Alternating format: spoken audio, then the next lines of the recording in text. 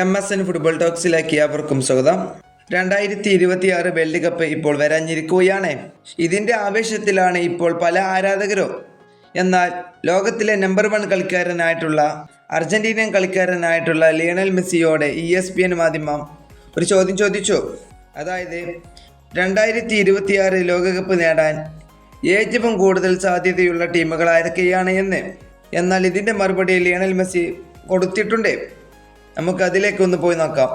Messi അതിൽ പറയുന്നത് ഇങ്ങനെയാണ്: 2026 ലോകകപ്പ് നേടാൻ ഏറ്റവും സാധ്യതയുള്ള ടീമുകൾ Spain, France, England, Brazil, Germany തുടങ്ങിയ വളരെ ശക്തമായ ദേശീയ ടീമുകളുണ്ട്.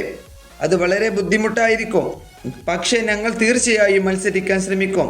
ഇതാണ് ലിയണൽ മെസ്സി ESPN നൽകിയ അഭിമുഖത്തിൽ പറഞ്ഞിട്ടുള്ളത്. അതുപോലെ തന്നെ ESPN മാധ്യമം മറ്റൊരു ചോദ്യവും മെസ്സിയോട് ചോദിച്ചു. മെസ്സി പറയുന്നത് പോലെ പോർച്ചുഗൽ ഒരു ശക്തനായ ടീമല്ലേ? അപ്പോൾ മെസ്സി പറഞ്ഞ മറുപടി ഇങ്ങനെയാണ്: നമുക്ക് അണ്ടർ ഡോഗുകളാകാം.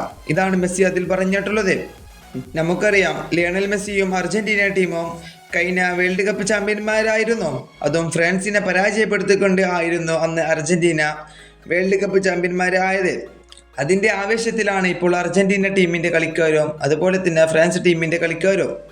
ഇനി 2026 വേൾഡ് കപ്പ് വരാൻ ഇനി കുറച്ച് മാസങ്ങൾ മാത്രമേ ഉള്ളൂ. ഇപ്പോൾ അതിൻ്റെ ആവേശത്തിലാണ് എല്ലാ ആരാധകരും. ഈ വീഡിയോ ഇവിടെ അവസാനിപ്പിക്കുന്നു. ഫുട്ബോൾ ലോകത്തെ കൂടുതൽ വിശേഷങ്ങളുമായി അടുത്ത വീഡിയോയിൽ വീണ്ടും കാണാം.